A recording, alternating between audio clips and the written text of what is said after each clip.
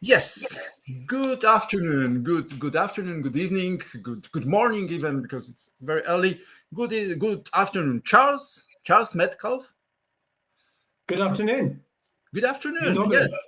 Good afternoon, Poland. Good afternoon, Portugal. Yes. Good afternoon to all. Well, Charles Metcalfe once again with Dow region. You all or almost all remember Charles from the last Alentejo tasting, and we are very happy you're with us, Charles. Me too. And we met many years ago. Is it? Yeah, we know. Too many to remember. Too many to remember, Piotr.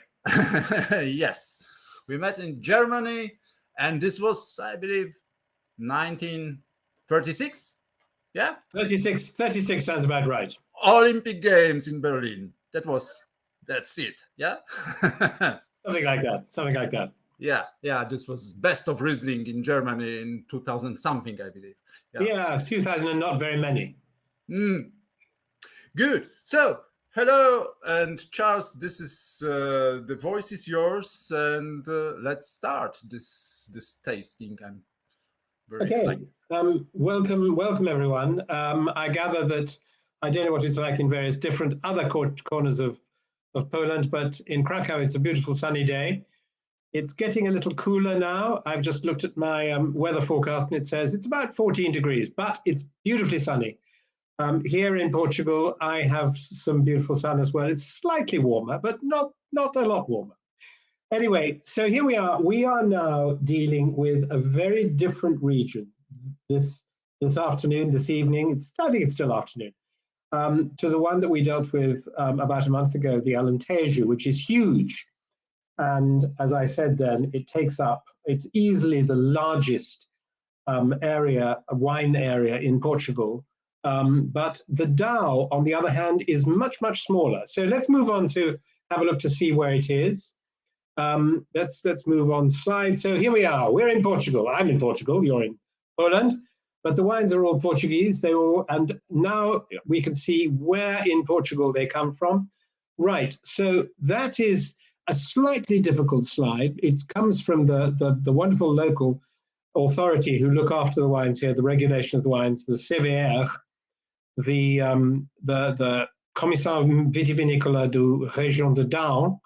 And it's what you can see very clearly is the outline of the Spanish border, which is that heavy line marked with the purple arrow right next to it. But if you track eastwards from there, you can see a much fainter line maybe on your screen. I can only just see it, but what you can see is that the two cities, Porto, up in the top, towards the top left-hand side of the picture, and Lisbon, which is further down in sort of about a third of the way down the country to the south. So you have to imagine the coast, if you can't actually see it, running basically between Porto and Lisbon, that line there. So Dow is inland from the coast, and then if you go to the larger picture to the left, the purple picture, that is Dow with in slightly larger size, but Dow lies beneath the River Douro. It's south of the Douro. It's a hilly region. And it's not really, it doesn't have a very strong maritime influence because it's surrounded by mountains. We'll come on to that. So here you see in the specified regions, here are some of the regions we've got in Dow. That's not really terribly important, I don't think, for you from the point of view of the names here. The Alva down in the bottom right-hand corner is the name of one of the three main rivers in Dow, but it's much smaller than the other two. And to the there you are to the right of the picture, you can see Serra da Estrela, which means the mountain of the star, and that is the highest mountain in continental Portugal. I say continental Portugal because Portugal does have one mountain that is higher than the Serra da Estrela, but that is in the Açores, in the Azores, which is called Pico, appropriately. Okay, let's move on to the next slide. So here we have this enclosed region, and there you have again it's another picture that comes from the Down Sévère. But what this shows you, which I think is really useful, is the two rivers, the two main rivers. So you've got the River Down, which is the upper of the two, and the Rio Mondego, which is a big river and is the lower of the two in those dashed blue lines. And then all the way around the region, and this is an incredibly important slide from the point of view of the positioning of Down as a wine region within Portugal, all the way around you have mountains. So at the top you've got the Serra da Nave, and then if you come down in a clockwise way, you come down to the Serra da Estrela, which I've just mentioned, the Serra do Açor, which is more in the south. There's another one actually further south, which is the Serra de Lausanne, which is where I live. And then coming to the east, you've got the Serra do Bussaco. And then up in the north, sorry, I didn't mean east, I mean west, you've got the Serra de Bussaco. And then the northwest, the Serra de Carmulu, which is another very substantial mountain. So all the way around this region, it's sheltered from some of the most extreme weather. It's sheltered from the extreme weather to the east in Spain. It's sheltered from the worst of the Atlantic weather, which is to the west, of course, coming from the sea, from the ocean, I should say. And indeed, there's another system of mountains above, further north of the River Douro, which, as I said, is north of this region, the Serra de Marão, which is another big mountain, which makes a big difference in shielding the Douro Valley from the Atlantic weather. So all the way around the Dow region, it's not exactly quite enclosed, but it's really shielded from extremes of weather. And okay, let's move on, please. Next slide. So this is just a little, this is an interesting number. I came across this thinking about how big it was. So the total vineyard planted in the Down region is nearly 21,000 hectares. The vineyards that are approved for Down, DOC, Denominação de Origem Controlada, which is the sort of the top level of wine in Portugal, the vineyards approved for Down DOC are roughly 13,500 hectares of that nearly 21,000. Unusually in Down, because in many parts of Portugal, many of the other viticultural regions, there is a lot of regional wine made, vinho regional. But in Down, there's very little. There are only 110 hectares out of that nearly 21,000 hectares, which are approved for regional wines. It's almost all either wine without a denomination, just ordinary Vinho de Portugal, table wine, you might say, if you were in Germany or France, or it's Denominação de Origem Controlada Down. So it's unusual in that way. There's a lot of Down which does have the denomination of origin. Quite a lot that is sold in bulk, just as table wine, and very little which is sold as Vinho Regional, which in the Down is called Terras do Down.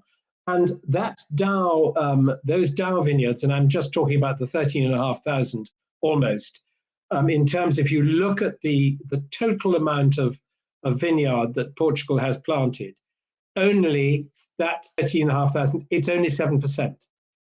And if you were to look at all the vineyards planted in Down, it only rises to about 10%. So Down is a small region in terms of the volume of vineyard that it has. Okay, let's move on. So what are the factors that influence Down? I've talked a little bit about the mountains. Mediterranean climate, yes, to a certain extent, because it's nowhere near the Mediterranean. We have to remember that the ocean to the west of Portugal is the Atlantic, The Mediterranean does not kick in until it's gone around the south of Spain, past Gibraltar, and then you're in the Mediterranean. Portugal is flanked on the western and southern sides by the Atlantic Ocean. On the northern and eastern sides, it's flanked by Spain. It's bordered by Spain, but it has a Mediterranean climate. If you and you will see pictures here, but the two main things that are planted here in the Dow are vineyards and well, no, actually forests is the first one. Vineyards and olive trees.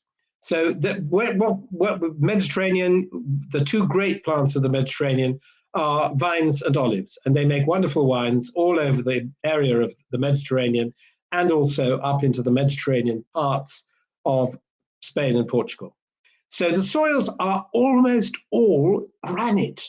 Now, some of that granite is decomposed, and so it's a sort of coarse sand. There's a bit of clay, some schist, but almost all the soil of the whole of the granite of the Dow region is granite. And that's because those mountains are granite mountains.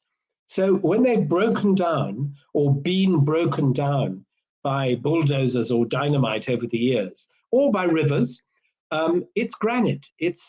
Granite soils have an extraordinary ability to produce wines of great brightness and freshness. It's a soil which, of course, doesn't absorb water, but because it has lots of cracks in this decomposed granite, yes, the water can get in and sit down there. But if you think of for instance, a kitchen surface made of granite, you're not going to get water through that. And that is the rock as it is. And it's very interesting. I saw various examples of different kinds of granite, including one type of granite, which you could just break. You could just break it with your hands. It was so fragile. Anyway, but the soil, and this is an incredibly important aspect of Dow wines, the soil is almost all granite with a little bit of clay, a little bit of schist. And then forests, huge numbers of forests. I would say, and I think I'm probably not wrong in saying that the main agricultural crop in Dow is forest. And when I say agricultural, I mean it's being farmed for paper pulp. So most of the forest is eucalyptus these days. There's a certain amount of acacia, which has lovely mimosa flowers. I've got one picture with the mimosa flowers, which are still out. They come out in March, and they're still out here now as we just get to the end of March, and still some there in April. And so, but mainly eucalyptus, acacia, and quite a lot of pine trees.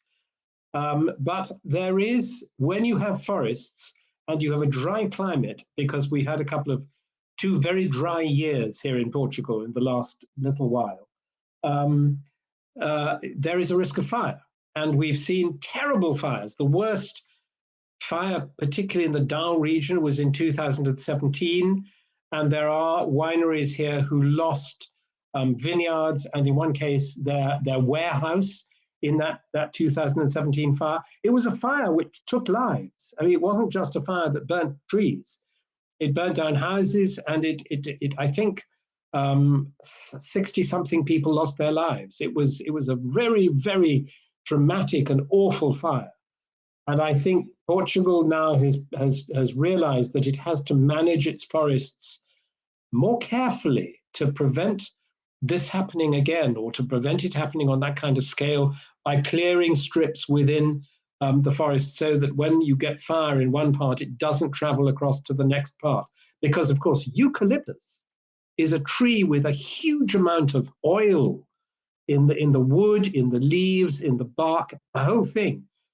Cork oaks, by the way, and there are some cork oaks in Dow, but it's not the main region in Portugal for cork.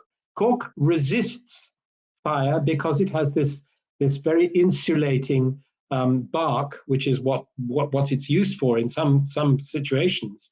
It's used for insulation. So cork can resist, but eucalyptus, woof, it goes up just like that. It's terrifying. And what's more, when a eucalyptus tree has burnt, it scatters its seeds and it gets a whole new little mini forest of eucalyptus where the fire burnt the first one. So it is a very fast growing tree, and that's the reason it's grown for wood pulp, but it has this enormous associated risk of fire. Okay, grape varieties we will talk about very shortly, that they obviously dictate the kind of flavors you get in the wines of Down. And of course, viticulture and winemaking. How are you looking after your vines? What kind of viticulture are you using? And the winemaking, again, how are you making your wine? These are all factors that influence how Down wines taste. Okay, next slide. Right, so this is a picture I found on the website of the CVR. I think this really encapsulates in a beautiful picture the landscape of Down. In the distance, you have a mountain. In the foreground, you have great granite boulders. And you find that so often in Down. And in between, you have the vines and you have the forest. So the forest surrounds the vines. I mean, it doesn't quite in this picture. I don't know where this vineyard is, but it's a very typical view in Down. You've almost always in Down either got a mountain or a hill. There are some flatter bits, particularly when you get close to the rivers, but very often vineyards are planted on slopes. And of course, for drainage, for exposure to the sun, it's a good thing to have vineyards planted on slopes. So here you have a sloping vineyard with great granite blocks in the foreground, forest to the right-hand side, and in the distance, the mountains. So typical Down countryside. Next slide, please. The climate.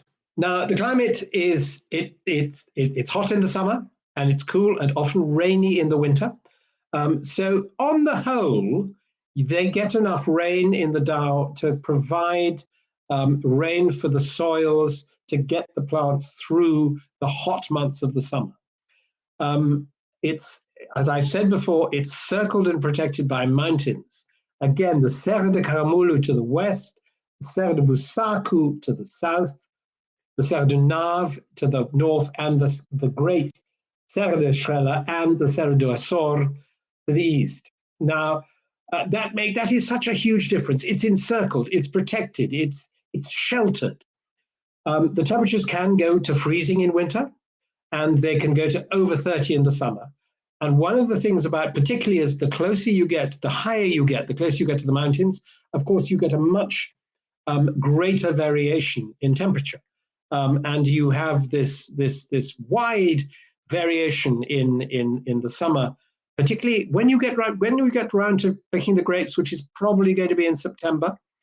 You've got quite hot days. You've still got days over 30, but in the night, the temperatures can fall down to, they can fall down to 12, 13, maybe 15, between 15 and 12 degrees. So a big difference between night and day in that last part of the year, which helps preserve acidity and freshness in the wines. The rains often start at the equinox on September the 21st. So it's a good thing if you can get your grapes picked by then. And the last wine we shall be tasting today, the guy who is one of the two main movers in this company, he's the winemaker, and he was responsible for planting the vineyard. He has quite a story to tell about why he planted the vineyard, how he planted it, and the effect he thinks it has on his wines, which I think will be interesting. But we've got another 9 wines to get through first.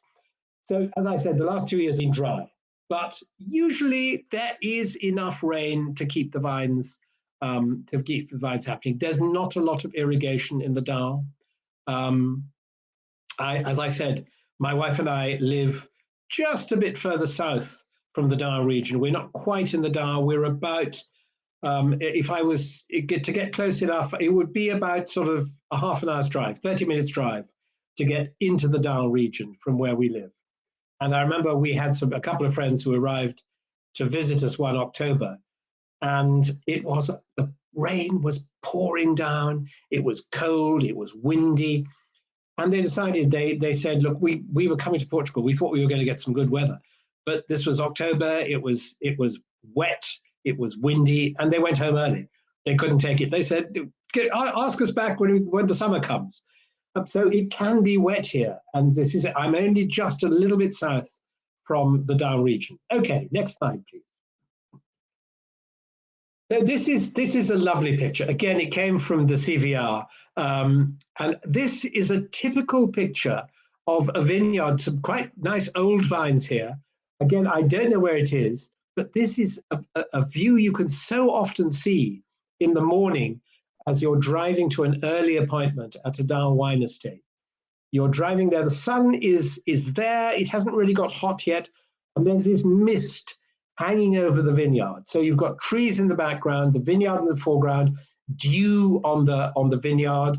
So, I mean, and this lovely mist, and the combination of the sun and this mist, it's absolutely beautiful so often when you're driving around Down first thing in the morning, before the sun has really got hot and has driven away that mist. By noon, that mist will completely have disappeared, and it will be a hot, bright, sunny day. Okay, next slide, please. So grapes. We're going to talk about white grapes first. We have a couple of white wines. There are many more red wines made in Down than there are white wines. We have 2 white wines and 8 red wines today. So the important grapes, the most important grape on this list really is the third one down, which is called Encruzado. Now, Encruzado is the great white grape of the Down. It's got quite a low yield, smallish bunches. It's got good acid balance with the sugar that it produces, and it ages very well. It also takes well, it seems to me, to fermentation in oak barrels. I think the fashion is slightly moving away from oak, as it is here in Portugal, as it is in many other European wine countries, not just Europe, actually, all over the world.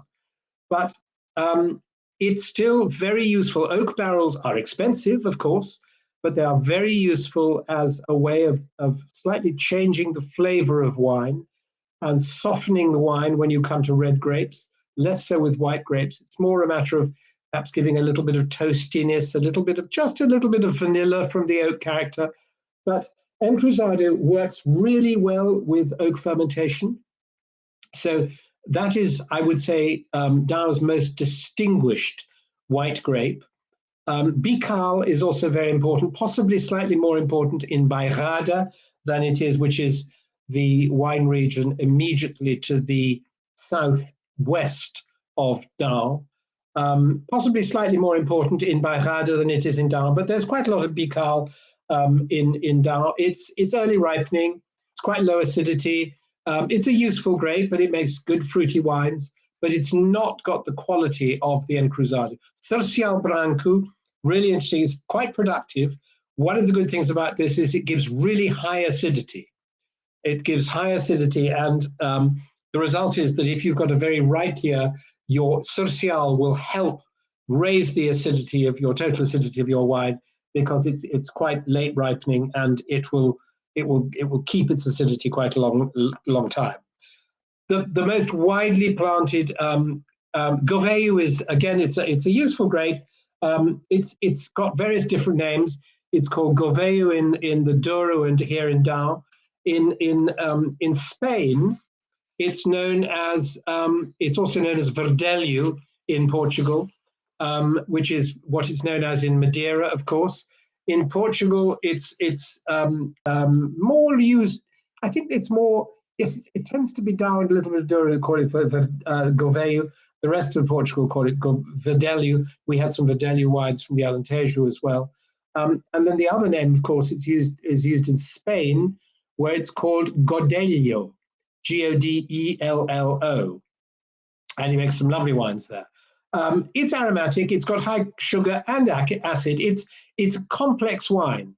It can make some lovely wines. Malvasia fina is the most widely planted white grape here in Down.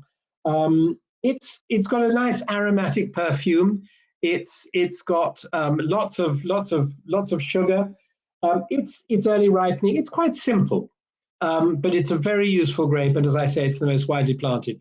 Rabo do Velho, which of course means sheep's tail, because that's That's the shape of the bunch. It looks a bit like sort of the hanging tail of a sheep. It's sort of quite cylindrical in shape. Quite large bunches, productive, quite neutral.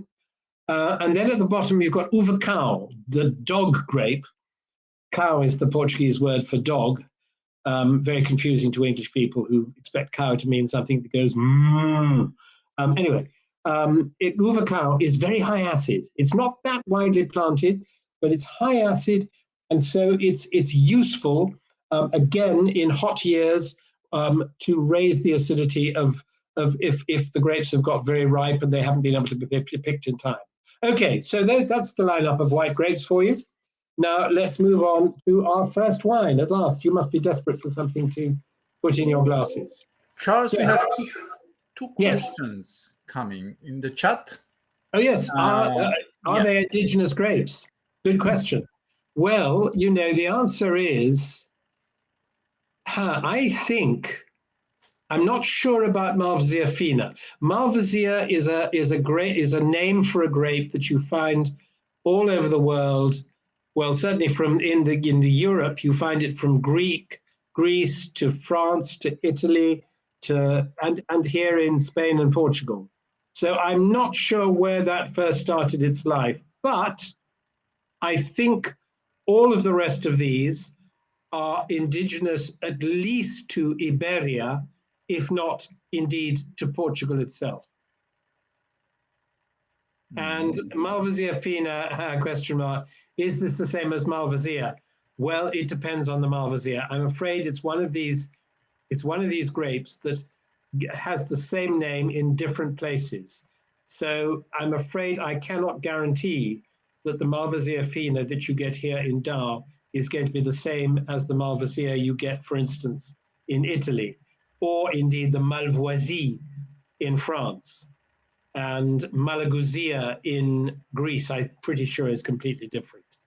But I'm sorry, but I think that is a grape name with a lot of different grapes associated with it. And we have also a word from Pedro Mendoza. All right, Pedro from the president of Down, yes. Yes, saying hello and thanking us for being here. I mean, all the attendees. So we have Pedro to thank for organizing this. So it's thank you, Pedro, for getting all this together. Is there a source I see where we can read more about the varieties? Well, to me, if ever I have a question about a variety, the book that I go to, and I'm lucky enough to have a copy because it's big and expensive, is the book that was written by Jancis Robertson, Julia Harding, and José Buyamoj, called Wine Grapes. And it exists also in electronic form, and it is an amazing book by those three authors. José is the geneticist. Julia is actually she does a lot of tasting here in Portugal, but she's a really grafter. And Jancis is one of the most famous wine writers in the world. And that is a book. If you had about, well, I think I bought it for about £50. And I do not regret that for one moment. It was expensive, but it's a tremendous book. That, I think, is the best book on wine grapes. Okay, so shall we? Oh, someone got it for their 50th birthday. Excellent present. Wonderful. Okay, I just thought I'd show you this picture. This picture taken by my wife, Catherine, as we were driving around. We wanted to get some pictures of typical Dow countryside. And that was a typical picture. You know, it's on a hill. There's this little hut made from great big blocks of granite. And you can see the granite it sort of seems to burst out of the ground. Of course, it doesn't. It's there and grass grows over it. But sometimes you get a great granite boulder sitting by itself and you think it's sprouted out there like some sort of strange mineral plant. But this is the bedrock of Dow. And then those yellow flowers, that's the mimosa. So that is mimosa, and that was taken probably in the middle of this month. So mid-March, mimosa still on the acacia trees. So this little granite hut, granite boulders, a couple of pine trees, and these outcrops of acacia with their mimosa flowers. Again, typical. And it's not a fully sunny day. There are some clouds there. It probably won't rain, but it might. Okay, next slide, please. So our first wine comes from the most beautiful building, a place called the Palacio Anadia, the Palacio dos Condes de Anadia, and it's a 16th century building that was reconstructed in the 18th century, and it is a magnificent building. It's open to the public. If you come to Portugal to visit the Down region, I thoroughly recommend that you do. The CVR has Down wine tour routes, so you can actually have a look at those and have a look at places, at routes you can take to go and visit wineries. But Anadia is this wonderful. You'll see there's a cellar there, a very old wine cellar. They don't make the wine here any longer. The old cellar is there, and you can see it, I think, on the wine tour. And they've got barrels down there, but the wines are actually made in a smaller cellar. Again, quite an old house, an old manor house, which is about 12 kilometers away from this palace. But this palace is just amazing. It's got collections, wonderful collections of azulejos. Let's have the next slide, please. So this is that was the grand staircase. This is the stable block. And this is a rather wonderful tree. I don't know what it is, but it's a lovely tree. We're in the middle of this stable block. And there's my wife, Catherine, standing there. She's the person who took most of the pictures while we were going around as I was talking to winemakers, scribbling down wine notes and tasting wines. But this picture happened to be taken by the very nice young PR woman who received us. And she said, "Oh, I must take a picture of you, Catherine, in front of that tree." So this is Catherine in front of the stable block at Palacio Anadia. Okay, let's move on to the next one. And this is the winemaker, who is called João Pedro Formigal. Now, he's the winemaker at Palacio Anadia. He's, I think, a very good winemaker. He has a huge amount of experience, not only in Portugal, but he's worked also in California. He's worked in Germany. This is winemaking, winemaking and looking after vineyards. He's worked in Australia, both in McLaren Vale and in Tasmania. And he did an Erasmus scholarship in 2011 in Bordeaux, where he was lucky enough to come under the direct influence of the late great, much lamented Denis Dubourdieu, who was one of the professors at the Bordeaux University, and was one of the great sort of modernizers in the making of white wine in particular. The Dubourdieu family, Denis sadly passed away, gosh, was it last year or the year before, but very recently at a really unnecessarily young age. It was very quick and tragic, really. It was a great loss to the wine world. But his family has a great Sauterne property, Chateau Doisiderne, as well as making wonderful dry white wines and red wines as well. But he was a great influence on João Pedro here. Seen in this is the old cellar of the Palacio. I don't think, have pictures of the cellar where they actually make the wine. It's not a particularly impressive place. They've got steel tanks. It's a small, good modern cellar. Okay, let's next. And here we come to the wine. Let's talk about the wine. Okay, so this is the first wine, the Conde da Anadia, the Branco Reserva. There we are. It's coming out backwards on mine, but maybe it's the right way around for you. And let me get out and pour some wine into the glass. We checked this.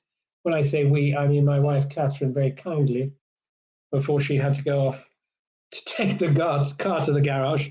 She checked all these for cork taint, and she was happy that none of them had cork taint. So here we are. So this is it's interesting because he, as it says on the thing there, it's a blend. It's mostly Encruzado, which is the great white grape of Down. 60% of Encruzado, 20% of Govello, which is this, which is otherwise known as Verdelho or Godello in Spain, and then 20% of this very high acid Uva Cao, just to really brisk up the acidity. Very much granite, 500 meters. That's the one thing that I didn't really say. I should perhaps have mentioned. Most of the vineyards in Dao are planted at between, let's say, 300 and 500, even 600 meters, even go up to 700 meters in some places, closer to the foothills of the Serra da Estrela. And so they are pretty high. And so you've always got that aspect of cool evenings and cool nights, even through the hottest days of summer. It does cool down in the nights. And that means that the grapes can preserve their freshness, preserve their acidity. And actually, it makes for brighter, fresher wines combined with these wonderful granite soils. Okay, so this, the fermentation, it's twofold, partly in stainless steel, partly in French oak barrels. And then he ages it in French oak and gives it some batonnage. It's not all new, just a quarter of it is new oak. When I tasted this, I thought this is actually quite a traditional style of white Dao. It's got quite evident oak, even though 2/3 of it is fermented in stainless steel. It's got good acidity from the Gouveia. The Cruzada's got good acidity anyway, but it's got even more from the Gouveia and also from the Uva Cao. So acid, as always, with Portuguese whites is pretty good. Yes, a sort of lemony nose, very much lemony, a hint of oak.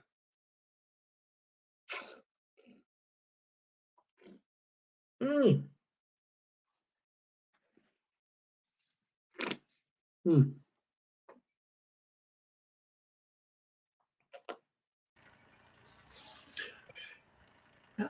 We have first comments. Somewhere I know Catherine put a spittoon, but I don't know where it is. Okay, I spat into a glass. Too bad. Yes, first comment. Yes, please. Yeah, so about the export price, we give here just the retail prices, and if you want, we can give you the contacts afterwards. After we will distribute the contacts to the wineries. I think that's probably the easiest thing, because prices, as I'm sure you are aware, vary so much. I've tried to give you a typical retail price. There's one case where one of the winemakers insisted that she should tell me how much the wine cost if you actually travel to her winery and buy it there from her. And there was a big difference between the price in a retail shop and the price for which she sells it.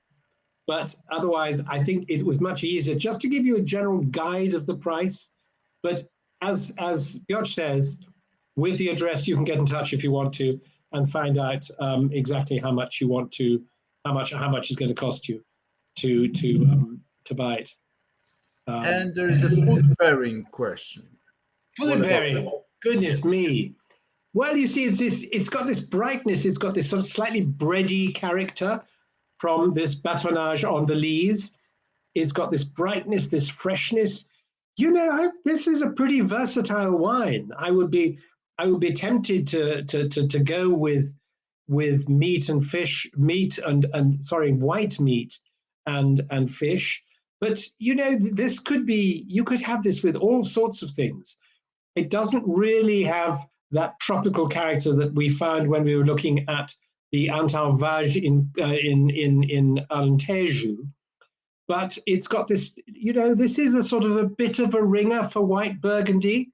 So I would say that you could pair this with the same kind of wines as you would seek to pair with white Burgundy. It's buttery sauces with a bit of cream, perhaps. If you like cream, we don't eat cream in our house because my wife can't do any dairy produce. But it's a versatile wine. You could pair this because it's got this lovely acidity. Now I wonder what she did with my spittoon. I know she got one. This is very strange. I'm going to run out of space at some stage. We'll have a break at some stage, and I will be able to get rid of the wine that I'm spitting out or not drinking, at least. Anyway, so I think I'm export manager Kinterpankischen Palastio Wines. Good, excellent. So you've got a real a contact there straight away. Georgina Miranda, fantastic. Thank you very much for being here, Georgina. Okay, so that is this first white wine.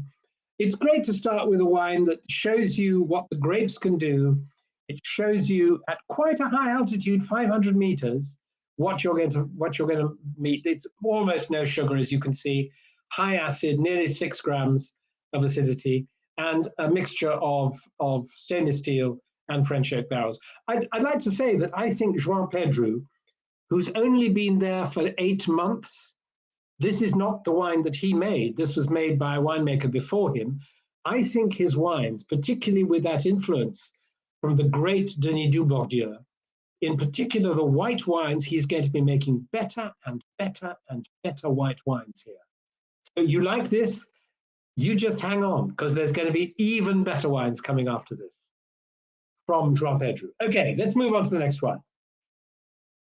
Quinta de Mariposa. What a lovely name. Mariposa, I don't know, some of you may know, mariposa is the Spanish word for butterfly. I'll just put this cork back into here so I don't knock it over and spit it down the floor. Mariposa is the Spanish word for butterfly. It's not actually the Portuguese word for butterfly. The Portuguese word for butterfly is borboleta, which is another lovely word. But mariposa is butterfly, and they've used this. They might have called it Quinta de Borboleta, but I think mariposa is easier to say. So this is a picture of the two partners in this winery. They are partners in life and in wine. Philippe Rouge, standing up tall, solidly built, and the delightful Lucia Freitas, who is the winemaker. And it is she's standing in front of one of her grandfather's vineyards.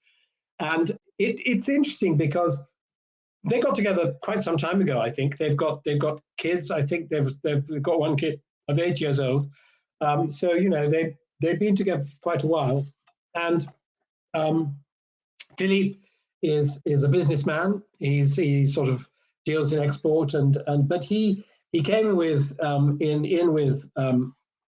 with Lucia when they started this business, and they started making wine together in 2013, and they started the actual business in 2015, and that was the first harvest of Mariposa. So you have this attractive, as we will see soon, attractive label of a butterfly. But just look at that vineyard. They're quite old vines. And Lucia's grandfather, partly, it's not a huge number of vineyards they have. It's quite a small, operation. But they've got, it's about, what is it? I can't remember. I'm just trying to remind myself how many vineyards they have. Sorry, how many hectares they have in this vineyard. They've got 15 hectares further away. The vineyards here at this vineyard, they're all 40 years old, which means that they are really a great age to start making, to be making really very decent wines indeed. And then elsewhere, her father's partner has some really old vineyards. Sorry, it's her mother's partner in Santar, which is a village about 15 kilometers away. And these are that's 15 hectares there. So they've got enough to make quite a lot of wine. It's not a huge operation, but it is the two of them. They were telling me a story. There was a point recently when they had to decide, they had some money left over, and they had to decide what to do with it. They had to decide either to employ someone, because at the moment it's just the two of them working in the business. Do they employ someone, or do they buy a new car? They bought a new electric car. So it's still just the two of them working in the business. And Lucia is very much the hands-on winemaker. She is she started working as a winemaker at Quinta de Cabris, which is another quite large Dow winery. And then she went off with the head winemaker from there as his assistant when he started up, a guy called Carlos Lucas, very good winemaker, very experienced winemaker. He started up and started a new business. And then that started getting bigger and bigger. And she thought, I want to work with something small. I want to work in my own place. So she said a friendly farewell to Carlos, and she set up this new business making wine from her grandfather's vines and her mother's partner's vines. And they're working out of 3 cellars at the moment because they don't have any cellars of their own. They bought a place. We went to see it, but I'm not going to show any pictures because we didn't take any pictures because at the moment it hasn't been developed. It's an ex-sawmill, where you saw down wood, and the other half, the back half of it is an ex-disco. But they're going to convert that into a winery when they have the time, when they have the money, when they have the planning permission.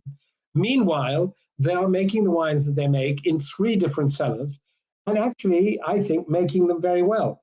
So there they are, Philippe and Lucia, in her grandfather's vineyard, and you can see there are olive trees there as well, and probably fruit trees as well. Anyway, so it's quite widely spaced. And let's move on to the next slide, which I think is going to be the label. Yay, there we are. So there you have that beautiful label, that butterfly, the little bit of butterfly wing on the label here. Lovely. Now, this is entirely Encruzado.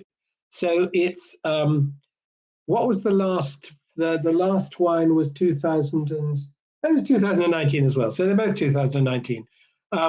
This is pure Encruzado. So this is the top white grape. I'm not, not trying to diss to criticize the Palacio idea because I think that was a tremendous wine. But this is pure Encruzado, which is always interesting for wine people when you have a pure expression of a grape. Okay, so it's fermented in oak barrels. They're bigger barrels than sometimes, as you can see from the slide there. They're 500 liters as opposed to 225s. So the effect of the wood is not quite as strong as it would be in smaller barrels. But here you are. I think this is absolutely delightful wine. So this is pure Encruzado. There's 6 grams of acidity. The other one was only just under, it was 5.9 something. Alcohol, 13.5 roughly. The last one, the alcohol was 13. So we're in the same ballpark. And residual sugar even drier, this one 0.5 as opposed to 1 point something. And these French oak barrels, only 1/3 of which were new.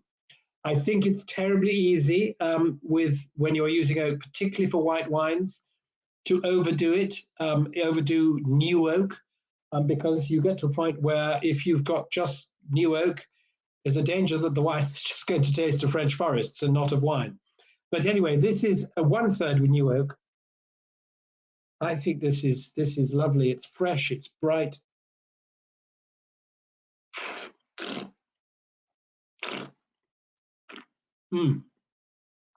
Oh.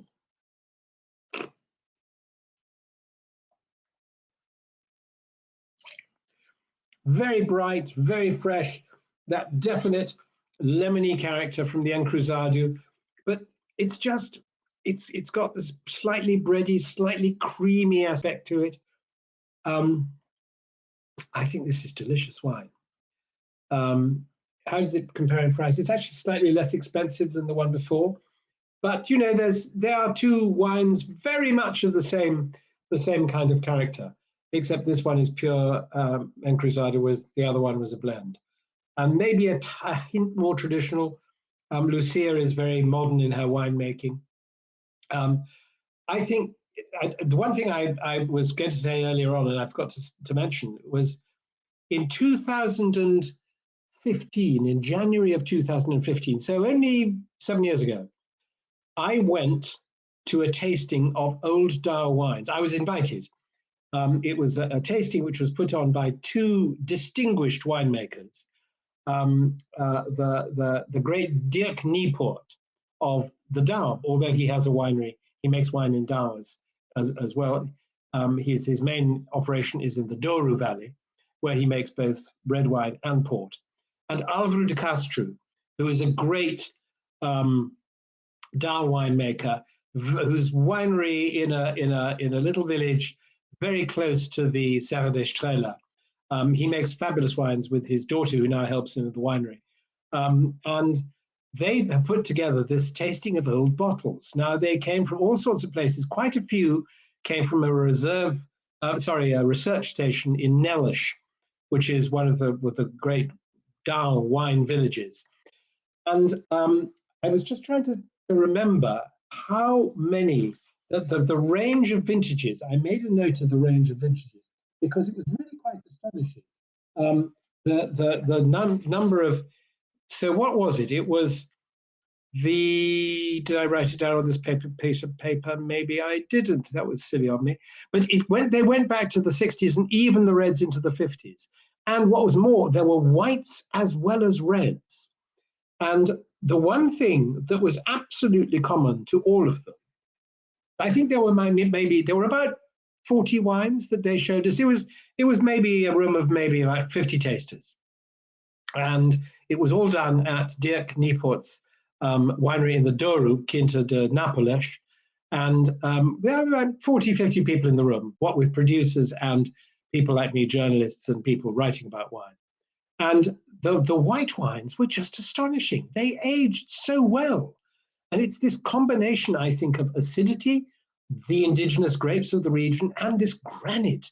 And it seems to give wines time and again. When Catherine and I were visiting the producers on this recent trip, people were saying, oh, by the way, we should say our wines age very well. Well, I knew that because I had the good fortune in 2015 of doing this trip to Quinta Nápoles in the Douro to taste these old Dow wines. And whether they were red or white, they aged astonishingly well.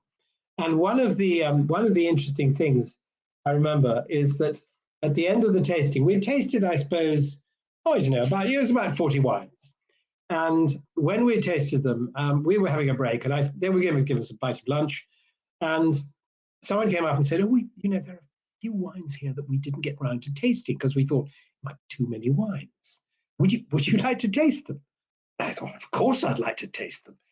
And so I went round the corner, and there were about another five or six wines. There weren't many. And one of the wines, it was really interesting because it was a wine with an English label. It was an English supermarket label. It was Sainsbury's Supermarket, which is one of our big and successful English supermarkets. And this wine was the Sainsbury's own label supermarket, Sainsbury's Dow. It was just a very ordinary wine. It would probably cost, I don't know, £3 when it was first sold. And it was back from the 80s. And so this was in 2015, don't forget. So it was, getting on for 20 years old. And it would have been a very inexpensive wine that it was sold. It was delicious. It had aged brilliantly. So, whatever, and that it might well have come from a cooperative. I don't know who made it, but it was extremely good. Thank you. My spittoon has just arrived. Hallelujah. This is good news. Piotr, you've appeared again. Well, we have some comments in the chat about Florbella from the same winery, and which is a great entry-level fruitful white. And good. Ivona writes, I could agree with some similarities to the French whites. Oh, right. Very well-structured wine. Yeah, you see, I mean, that's the comparison I would make, with a pretty good Chardonnay. I mean, they are being lighter in their touch on the oak. And for me, that's an extremely good thing. Because, as I said, I want a wine to taste of wine, not of French forests. But I think that some of the great white Burgundies, certainly at the beginning of their lives, they would taste more of oak than these do. And of course, they're different grapes. The Encruzado, the Godello, Gouveia, Verdelho, call it what you will. They are different grape varieties, so they taste different. And that's one of the joys of wine, for goodness sake, the taste of the different grapes. Okay, I wanted to show you this again. If you came to the Alentejo tasting, you've seen this already, but I thought it was worth showing again because I thought there might be some people here who did not come to the Alentejo tasting who might like to see it. This is a wonderful soil map. So each of those different colors, and the gradation of color is very, very fine. And you see you've got this key down the bottom right-hand half of the map. You can get to this if you look for it online. I put the source there because I thought it's such a good It's such a good source. And if you go into this, into the European Soil Data Center, ESDAC, you can click on one of these maps. You bring the map up, you click on the map, and you get it. Thank you for making it bigger, but you can make it really go in very, very wide indeed, and you can see the names of the individual villages and the specific places. But you see this part of the Dow where we're looking at. It's that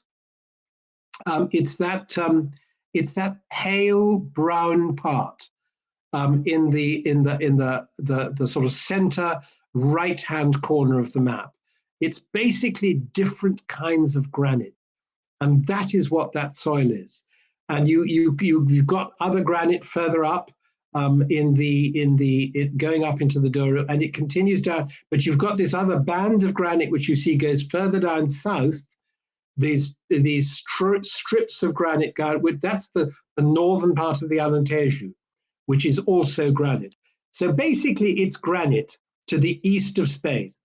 And that's what determines the main soils of this region.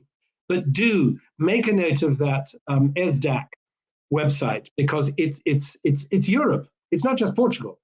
This is a really useful tool if you want to see the soils of any European wine region. Okay, let's move on. Now I think we're going to go to red wines, which will be fun. Oh, red grapes, of course. Red grapes first. So these are the main grapes of Dow, frankly. Alfrocheiro is one of the really important ones. Alfrocheiro, it's quite difficult.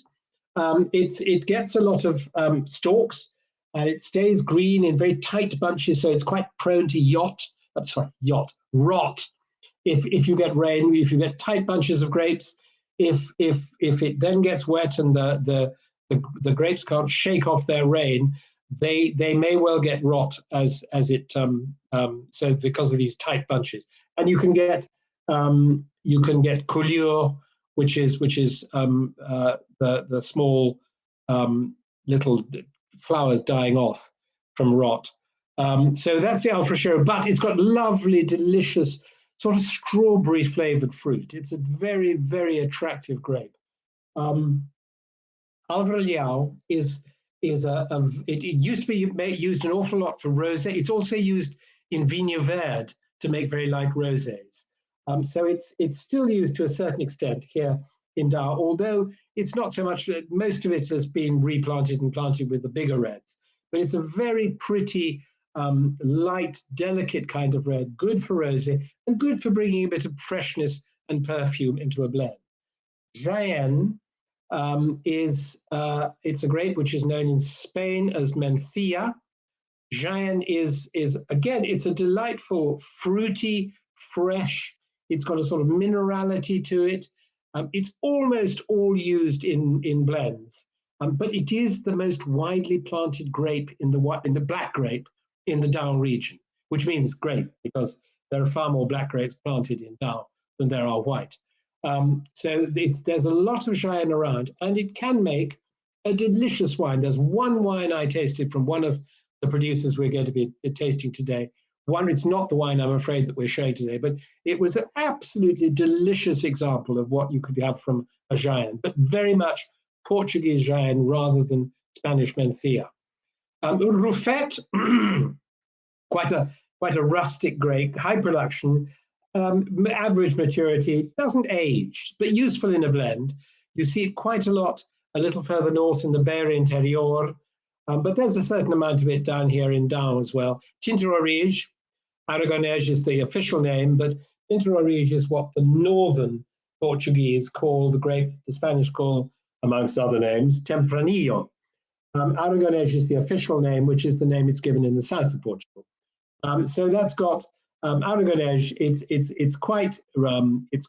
Tempranillo. It's quite early, which is what the name means in Spain. Temprano means early, so it's an early ripening grape. If it has a problem, it's possibly that it's early ripening and it gets its sugars sometimes faster than it can mature physiologically. So it's better in cooler regions, and this is a cool region. And there's one of the winemakers here who makes excellent wines, said that at the moment that's his preferred grape.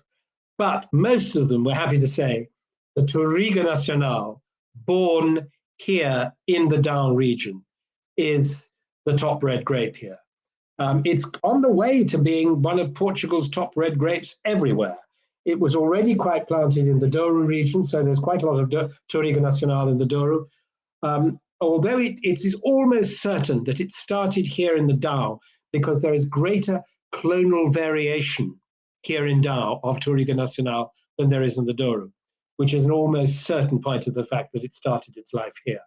But you find it in the Alentejo, you find it in the Algarve, there's a little bit even in Vinha Verde. So it really has become Portugal's hero black grape. And it gives a wonderful herby, perfumed kind of flavor and smell. And it's a very distinguished grape. It's quite a firm grape. I think until recently they had problems with finding the right rootstock, but that problem seems to have been overcome. And now it produces well, and it's a great grape. It's undoubtedly a great grape. And just to add, it's one of the grapes that the Bordelais, the guys in Bordeaux, are trying experimentally because they realize that with a changing climate, they have to think about what grapes they might have to bring into their vineyards, which are more adapted to more heat, more sun, drier climate. And Touriga Nacional is one of the ones they're experimenting with. Okay, let's move on. That's enough about grapes. Let's taste some wines. So our first red wine comes from Portugal's largest wine company, which is called Sograp.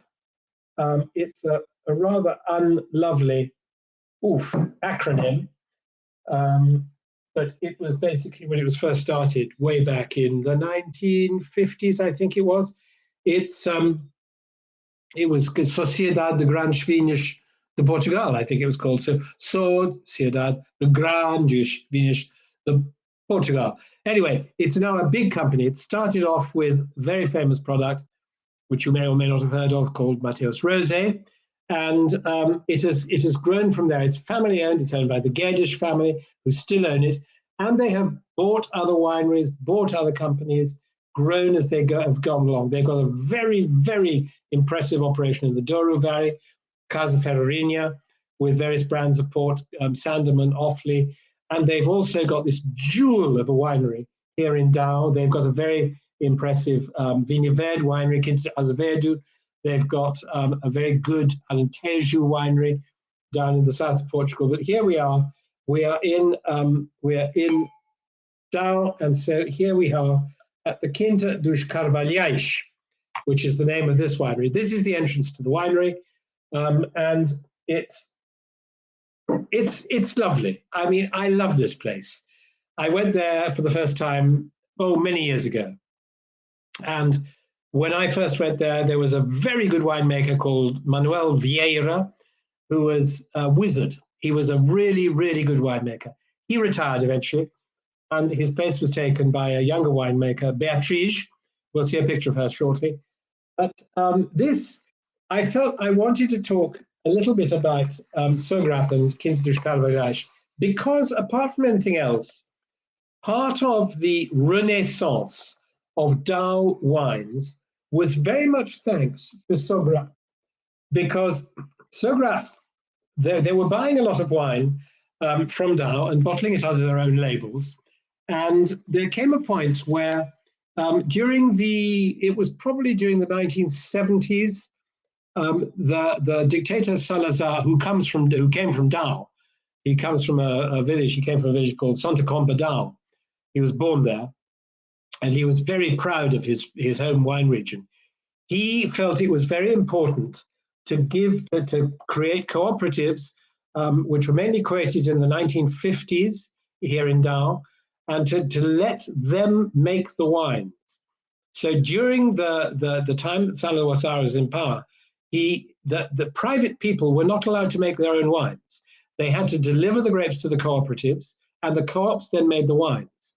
Now, Sograp was not entirely happy with this state of affairs. They started off making wine at a cooperative in 1957, the Vinícola Val de Down. and they didn't have their own vineyards, so they were buying in grapes, but they were helping to make the wines, and they were giving advice and a bit of technical expertise. There was a fire at some stage. They moved to a cooperative at a town called Villeneuve de Tarzing, and I remember going. That was the first visit I think I made when I made a visit to a Sograp business here in Dow. And then there came a point where there was a fire, and they thought, we really need to have our own vineyard, because up till then they were buying grapes. And so in 1988, they bought this vineyard, which is called Quinta dos Carvalhais. Carvalhais, sorry. Carvalhais is oak, Carvalhais is just the name of this vineyard. And it's entirely surrounded by forest. There you are, thank you. Lovely picture. Vines surrounded by forest. So when the winemaker, who's called Beatrice, sits down to make a wine, she tries to incorporate all the elements. She tries to incorporate not just the fact that it's vines, but to incorporate that most of those trees are eucalyptus trees. So there is a definite whiff of eucalyptus there. It's not just eucalyptus, you've also got sort of nuts around there, you've got other trees. So when Beatrice tries to make a wine here from Quinta dos Carvalhais, she tries to make sure it has a sense of place. She doesn't want it just to be Touriga Nacional standing by itself, could come from Australia. She wants it to have a sense of this place, these mostly granite soils again. Okay, let's move on. Shot of Beatrice. There you are. There's Beatrice. I think that was taken a few years ago, but she's still a delightful young woman, makes excellent wines. I'm not quite sure how many years she's been at Carvalhais now, but I would think she must have been, I don't know, 15 years or something like that. Anyway, she's a very good winemaker, very sensitive winemaker, and makes lovely wines. So interesting, three wines we had so far, 2 of them have been made by women. Okay, let's move on to the next slide, and here we have our wine. So it's a blend, because she's not wanting this wine, and this is a very inexpensive wine. I thought it was lovely when I tasted it the other day. It's got this freshness of Dow. This is what Dow should be able to do. Dow can do. Dow does do. And I mean, one of the great things about this, and I've got a cellar with quite a few bottles of wine in it. I'm lucky enough to have, I've been thinking about wine, collecting wine, buying wine over the years, 30 plus years. And so I've got a few bottles in the cellar. And, there are moments when some of them are perhaps not showing as well as they should have done. They're a little bit too old. But on the whole, you have such pleasure sometimes from pulling out a bottle of wine that you might have slightly forgotten about, and tasting it and thinking, wow, what a wine is this? Now, I would expect, with almost no exceptions, that if you pulled out a bottle of Dow, as happened at that tasting I went to in 2015, if you pulled out an older bottle of Dow from the cellar and opened it and tasted it, you would not be disappointed. Dow, it's the granite, it's the acidity, it's the freshness, it's the climate and the varieties. So, I bought, this is a bottle of wine that costs about €7. Not expensive, but it's got this freshness. It's got a little bit of that Touriga Nacional perfume. Can I pick up a hint of eucalyptus on the nose? Yeah, probably not. But, it's what the French would call le tout ensemble. It's the sort of the whole combined picture that is important.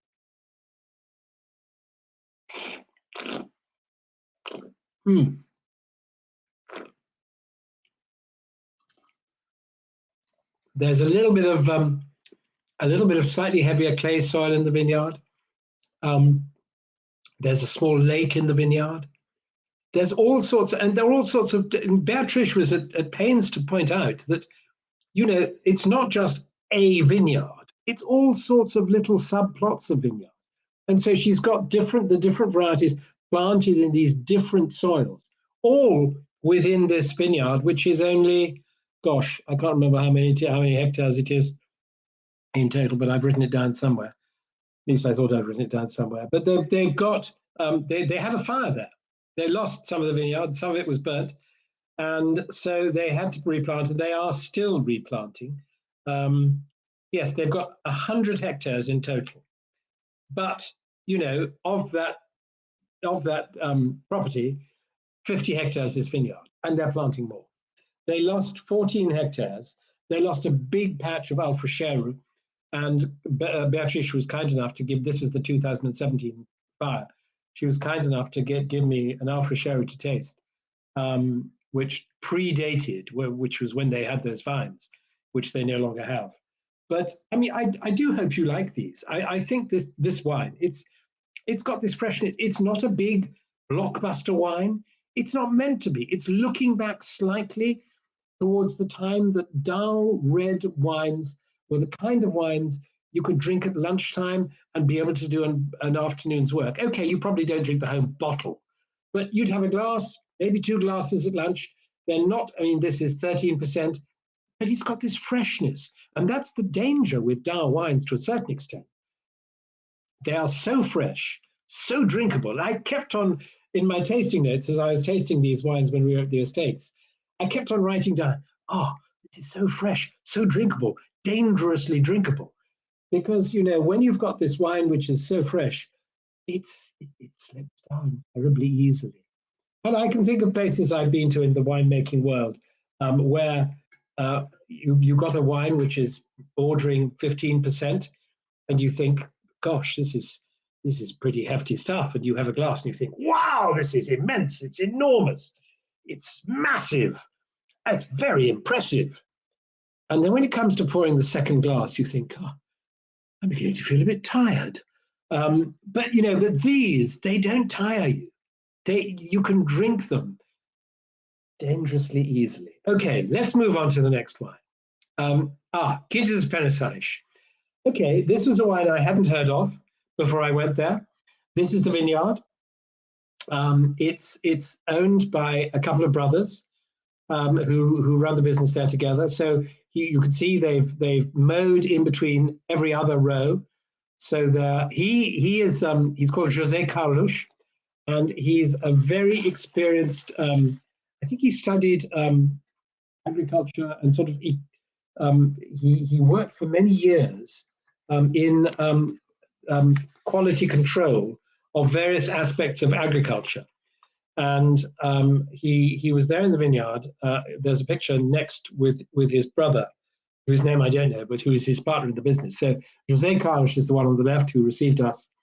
I think he's a few years older than that now, but when we arrived, we thought this is a very sort of fit-looking man in his middle years, probably somewhere in his 50s. Turned out to be 71. So he's in very good shape. And he told us it was great. He said he grew up in the Douro. He grew up in this area. And he, as a boy, he swam in the river. He played in the streams. He had fun. He loved the place.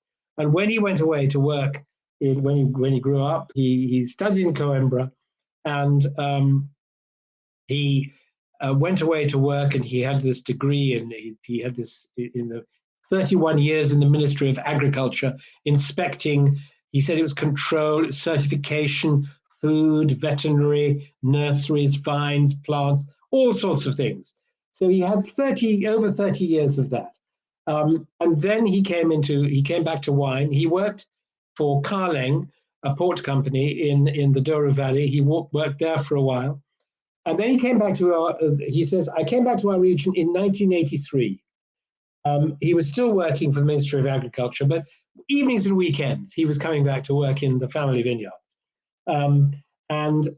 He made the point, he said, because it was very close to quite a main road, this vineyard, nice gentle slope as the vines is so often the case, modern winery you see in the background.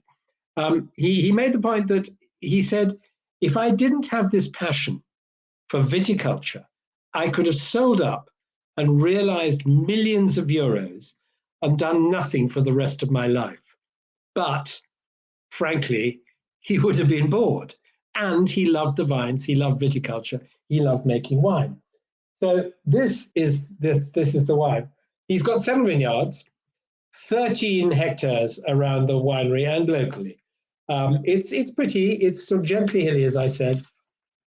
He's someone who believes in moving with the times, so he's still using relatively relatively traditional ways.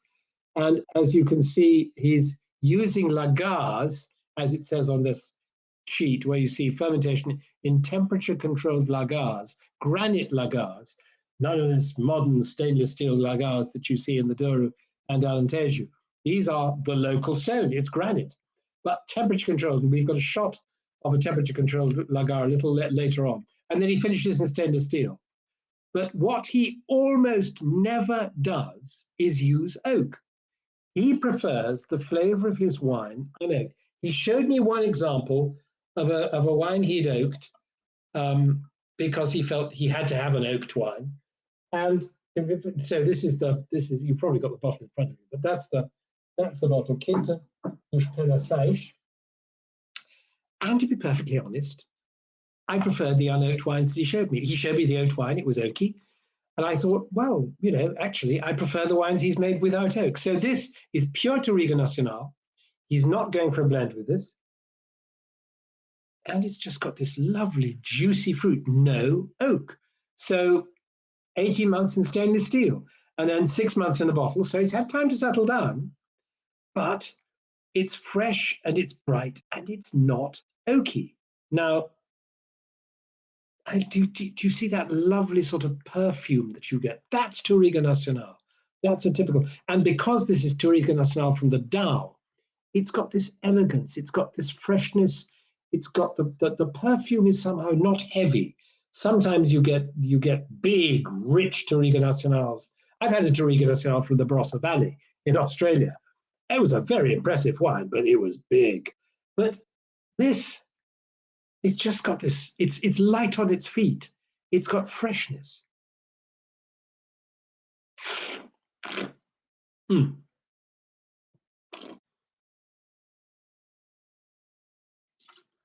Well, guys, I hope you enjoy this. I think it's delicious. It's got a bit of tannin. It's not a sort of namby-pamby. It's got the spine there. This would age, you see. It's got that.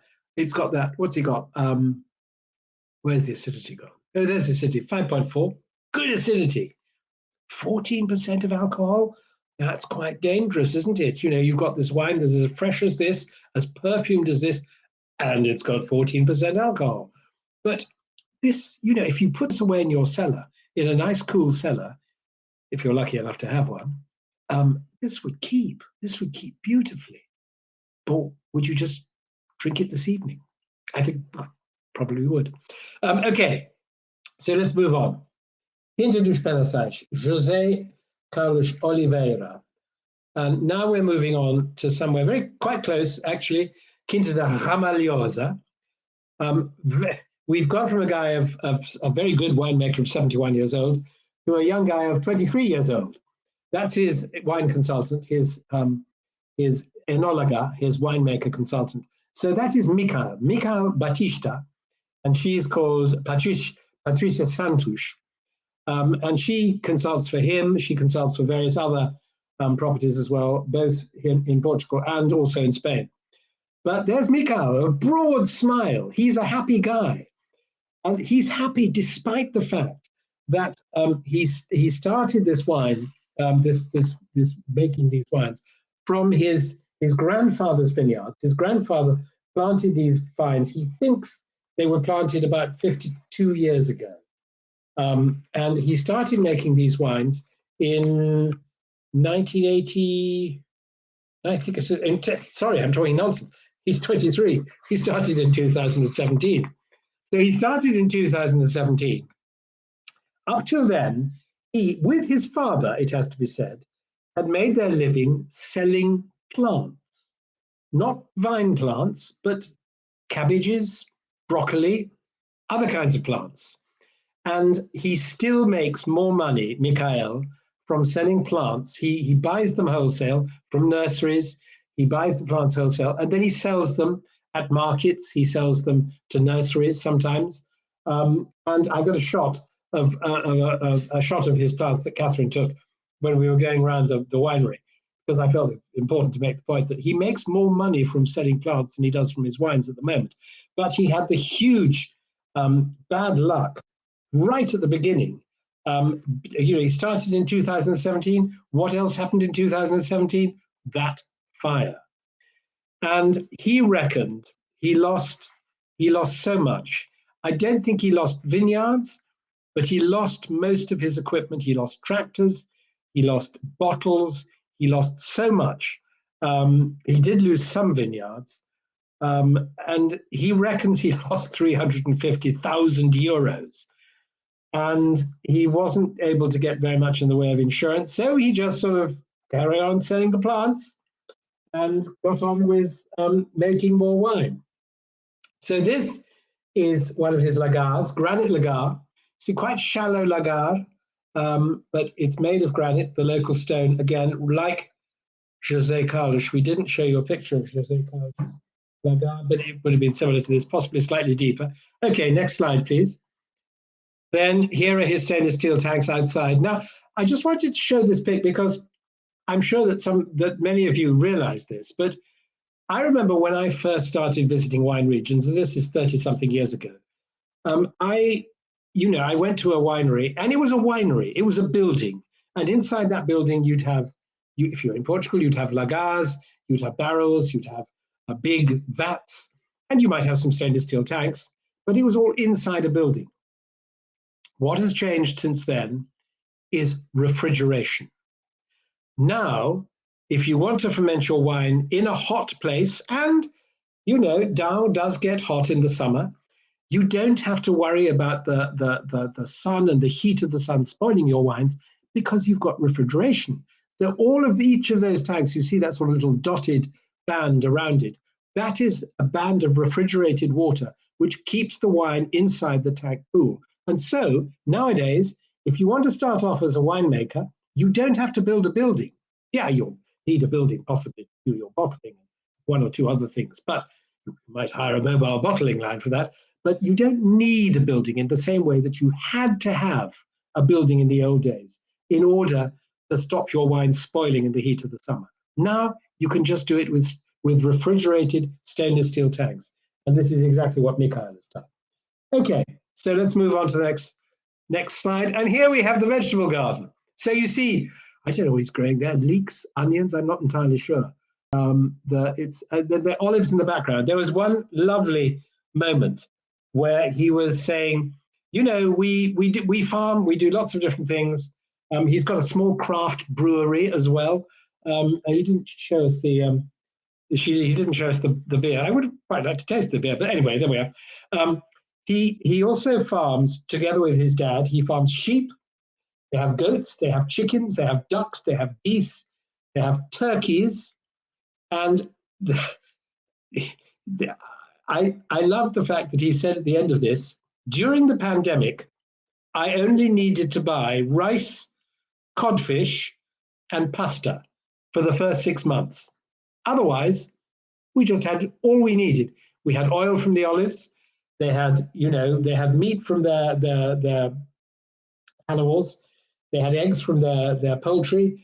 They had lots of vegetables, and they were more or less self-sufficient, of course. However, you have to say, rice they didn't grow. Rice is grown in Portugal, but not here in Dow. And codfish, very important. No Portuguese diet is complete without bacalhau. And so he had to buy codfish. And actually, we were the last appointment in the day, a slightly late lunch, and he cooked codfish for us. Codfish with what they call patate chamorro, which means it's their potatoes, which are sort of mainly boiled, but slightly roasted and squashed, not totally squashed, but just bashed, and then finished off in the olive oil. So, he had his codfish, and he was kind enough to give us some of his codfish, but he'd had to buy that. Whereas had it been a chicken, a turkey, a duck, whatever, he would have had it from somewhere in the farm. Anyway, so what's his wine? The point I want to make about his wine is that it's a blend. Okay? So 25% Touriga Nacional, 20% Alfrocheiro, 15% Jaén, 15 Tinto Roriz, 10% Tinto Pinheiro, 10% Baga, and 5% others. So this is a vineyard that his grandfather planted 52 years ago, apparently, and he's not quite sure what he's got in the vineyard, but it goes together to make a very harmonious whole. So it's a slightly lower vineyard than some. You can see 300, 320 meters, but this granitic soil again. The wine making. He's actually he fermented it in the stainless steel tanks rather than in that rather small granite lagar. Total malolactic fermentation, of course, as you have to do for red wines, and then aged in stainless steel and then in bottles. So he's not really, again, he's not really looking for a flavor of oak or the tannins from oak or any of that sort of oak kind of character. He's left it very much as a pure wine, an expression of what the grapes have given him, the wine that has resulted. But it's a blend. So it actually says, he actually says down on the label, if you can read that, he says field blend red. It's he's trying to make a blend. Okay, so how's this one?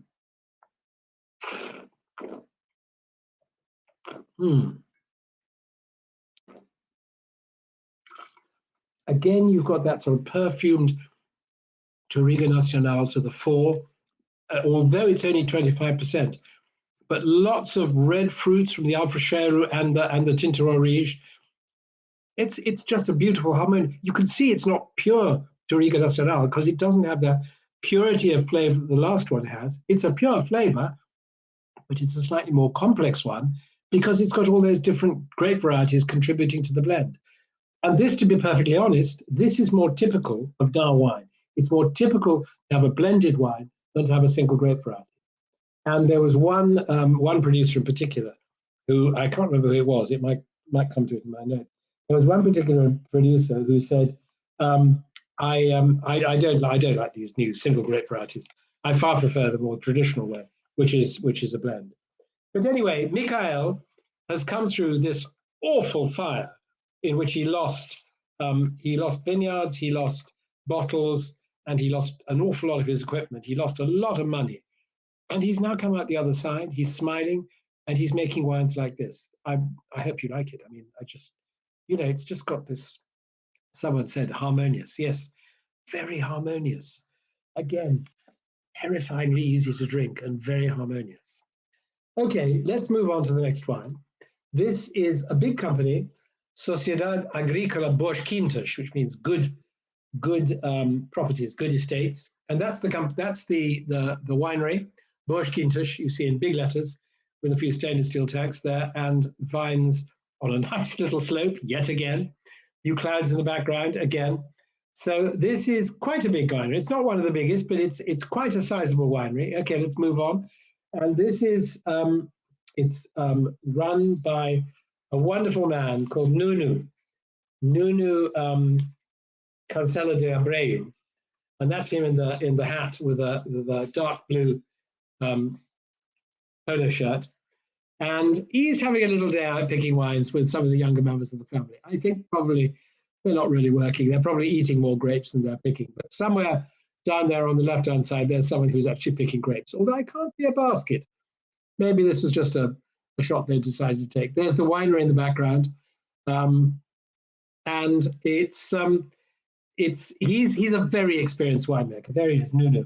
He's a very experienced winemaker. When I first met him, he was working at a quinta called Quinta da Lorna in the Tejo, but he had worked before at a very famous quinta called Quinta da Romeira in the Lisbon area, where he was very much involved in the reinvention, renaissance, you might say, of a very important grape variety, which was native to Bucelas, which was where Quinta da Romeira is, which is where it is, called the Arinto. And the Arinto grape variety, those of you who did the Alentejo tasting last month, or about a month ago, you would have tasted some Arinto in there because it's used throughout Portugal now.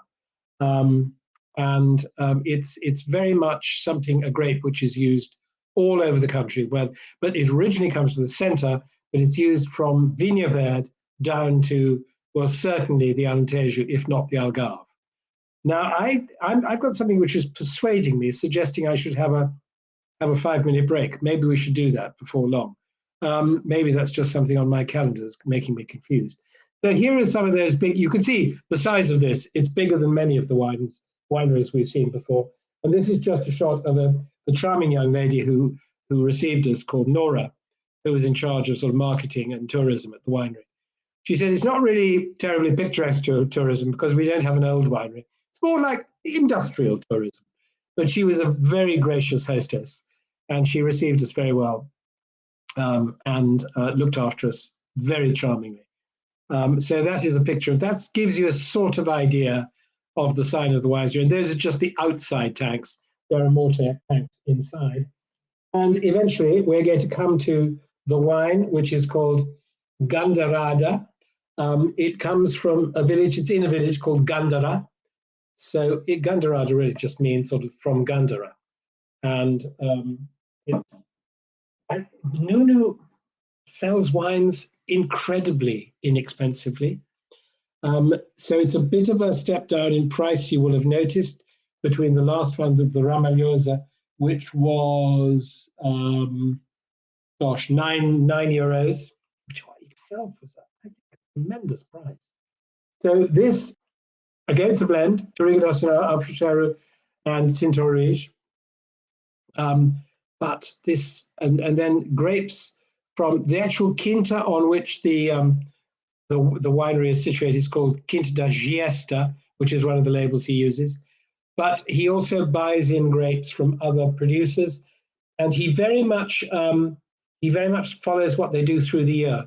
He helps them with pruning. He helps them look after the vines. He has a team who go around and work with other growers, so that by the time the grapes come to his winery to be made into wine, they've been looked after properly and they've been cared for in a sensible kind of way. He's got 30 different wines. He makes wines in Bucelas, where he had that time. He makes wines in the peninsula to Setúbal as well, and he also makes some port wine. But the heart of his operation is definitely here in Dow. It's Burj Quintas with all sorts of different labels. So this is Gandharada, which is the label that this wine. And he made the point again, which has been made to me before by other people, that this is the heartland of Touriga Nacional, not just because of the plantations here, but because Touriga was born here. And he said he thinks Touriga Nacional was born in a village called Tourigu. So Tourig with an O on the end. I don't know if that's true or not, but it's certainly a great variety that comes from here in Dow. He's going to expand the winery. There was a point in 2019 where they produced 1 million bottles. That was a particularly bountiful year, but he's going to double the size of his winery next year because he feels that he's doing good business. He's very happy with the quality of his wine, and so he just needs more space. 85% of what he produces, he exports, mostly to Brazil, but to various other European countries as well, although he's very happy to export to other European countries he doesn't do much with at the moment. He does have a Polish importer at the moment called Mielzinski, I think. So he's got someone in Poland if you want to get in touch. But I think Nunu's wines are made so well. And he, again, like so many other people, the last thing he said when I spoke to him on the phone, he said, our wines have very good acidity and very good aging potential. They do. I know. I've tasted those old wines. So anyway, what do you think of this one? Blend again. Again, you can see that perfume of the Touriga Nacional coming through. There are some people, I can think of one Portuguese winemaker in particular, who feels this Touriga Nacional perfume is too intrusive. I love it. But I can think of one winemaker who tries to leave it out of blends because he thinks it takes over. It's too dominant. But I just love the smell. Mm.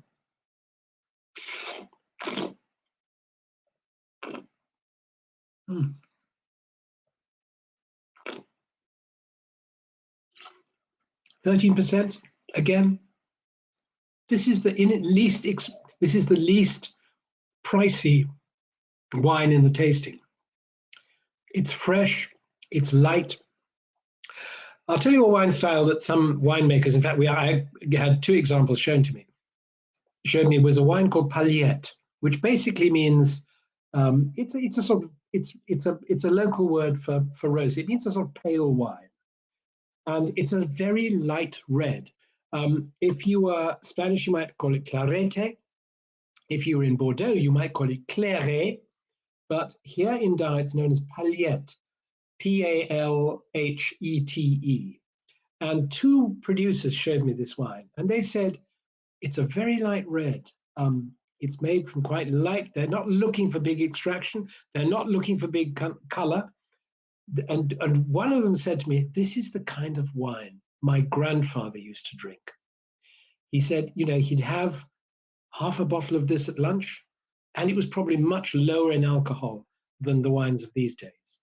And he said, this was the normal drinking red of this region, the Paillette, but it was a light red, a very fresh, easygoing red, but so light. And I just thought, what a delicious wine style. And someone else referred to it as swimming pool wine. And I thought, compared to some of the rosés, it has been my dubious pleasure to taste, not so much here in Portugal, but in, let's say, other countries over the last few years. I think that this idea of a light red that you could just have a glass of, probably chilled in the summer, round a swimming pool or, out in a field somewhere, delightful idea. So look out for Paillette, because it's a really appealing wine style. Okay, where have we got to? We've got another 4 wines to go, I think. How are we doing time-wise? Is this the moment we should crack on, or do you want to take a break? Piotr, over to you. What do you think? Well, I'll crack on. I don't have any particular answer coming through at the moment. Let's get that. No, it's fine. I think we are. Let's crack on. Kids of the Beaker. Now, this is an astonishing place. It's a beautiful old house. It's quite close to the mountain. So that's me and the lovely lady, Philippa. Oh gosh, she has a very wonderful and noble and complicated name. And I'm trying to remember what it is. Philippa something Mott. Gosh, how awful. I can't think what her name is. It's like Caramula, but it's not Caramula. That's the name of the mountain. Anyway, so this is Philippa, who received me very, very graciously. This is an old, noble Portuguese family, and you will see in a moment what this is like. This is her old cellar. She also has a modern cellar, and the modern cellar was built by her husband, about whom a little bit more later. So, okay, let's move on. So this is Philippa with one of her granddaughters outside one of the beautiful pieces of sculpture. This one has a little fountain attached to it, as is very important. Water is incredibly important. As I said, she's just outside the little town of Ceia, which is very close to the Serra da Estrela, the big one, the big mountain in Dain. And so this is the house. It's not a small family cottage. It's a large manor house, and it's amazing. I saw we walked through 2 or 3 rooms, and it is the most amazing place. And Philippa lives there by herself now. She lost her husband tragically some years ago. It was during vintage, and he had an accident during vintage, and he lost his life. And it was absolutely a shock. She still talks of the shock of that. He built a new winery. So this is the facade of this wonderful old house near the Serra da Estrela. And he built this new winery. I had to show you some pics we took of the. This is actually not one of. This is one of her pictures. So this is a table laid for a few people to have lunch or maybe dinner, probably lunch, because if you look to the right of the picture, you see this very bright light. That's the outside. We're actually on a veranda. It's a covered veranda, but with this great big long table set for, I'm not quite sure how many people. I can't count that number of people. 1, 2, 3, 4, 5, 6, 7, 8, 9, 8. Is it 8? So 16, 18 people, I think it's set for. And she said, you know, she's got 14 grandchildren.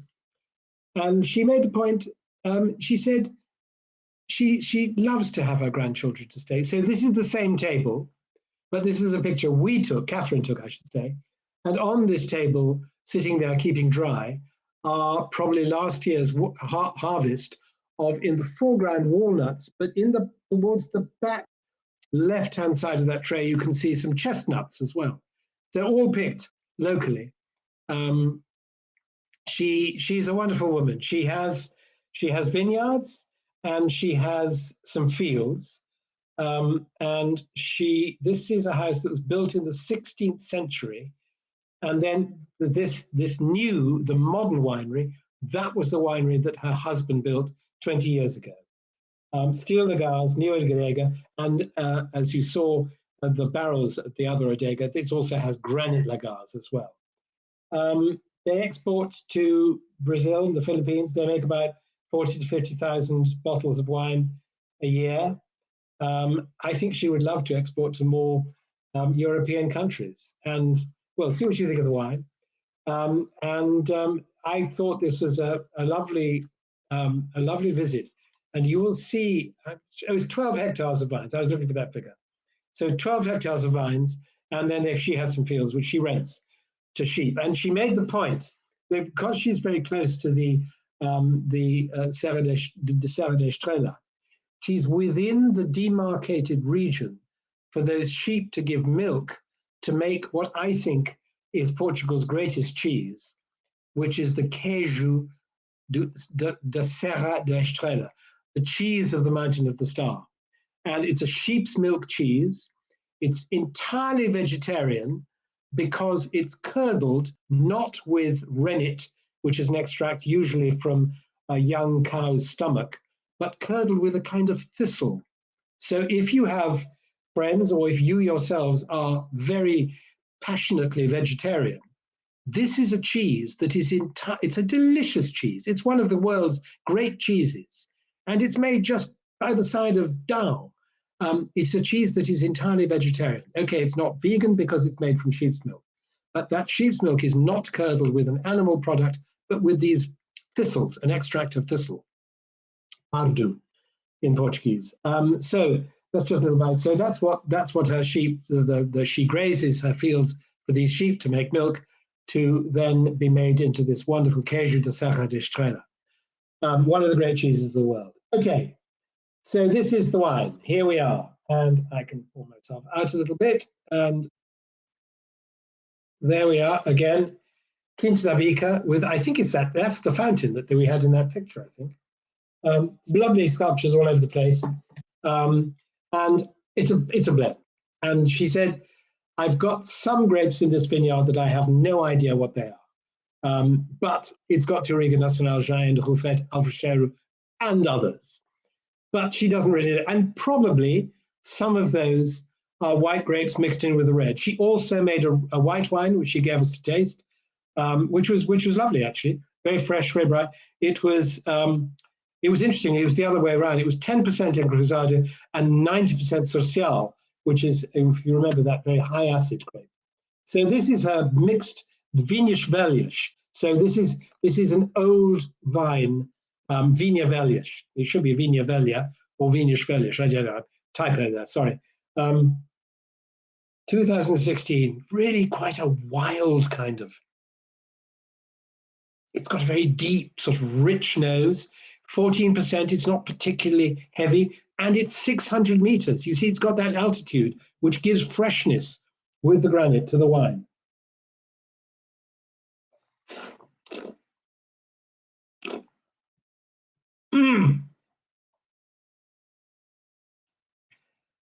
Just from time to time, when presenting, it's got quite good tannins, firm tannins. This one will keep so well. When tasting,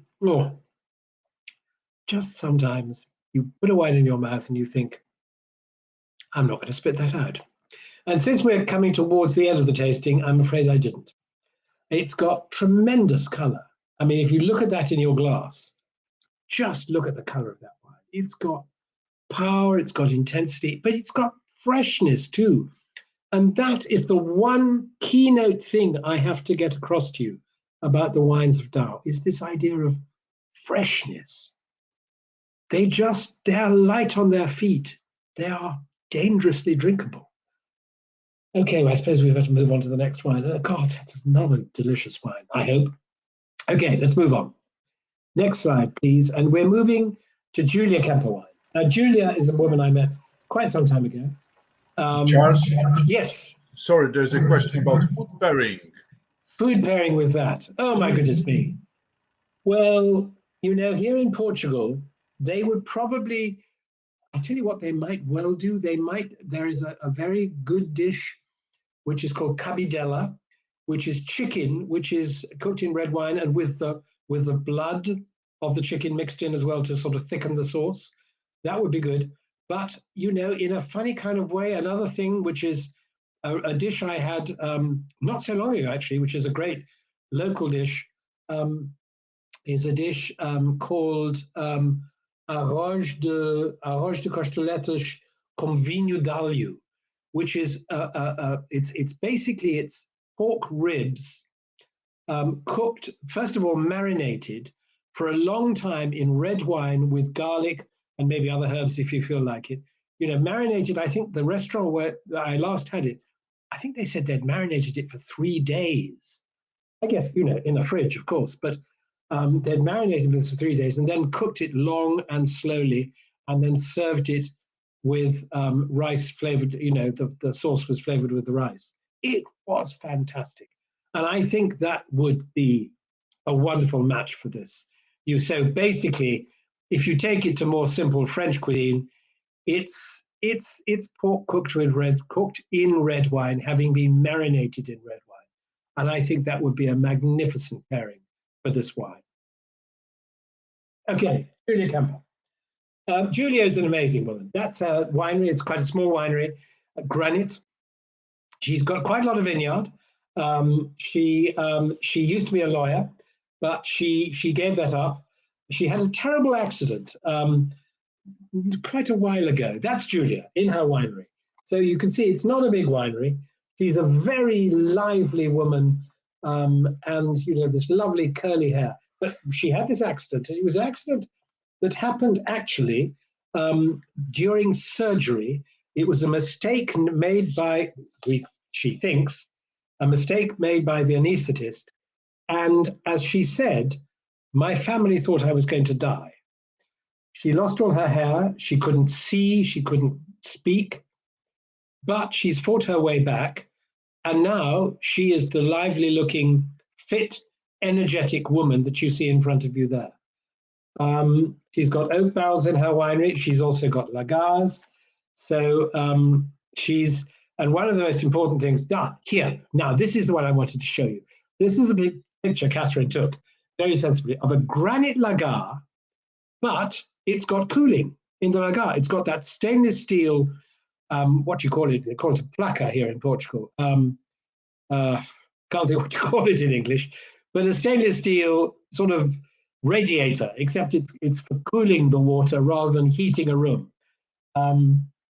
And there you've got it. That's so you can have this traditional way of making wine with foot treading and with the bunches of grapes going in, probably still with their stalks in there, and it's got this cooling system inside the winery, which means that you've got control of the temperature.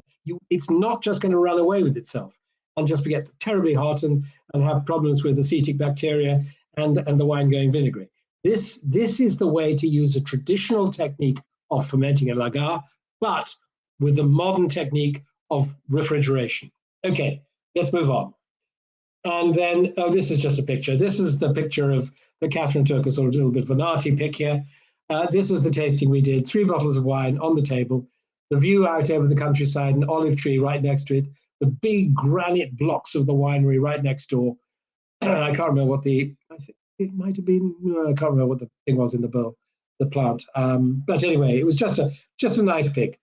It was a slightly dull day, but it didn't matter because the sun was enough to illuminate the world outside.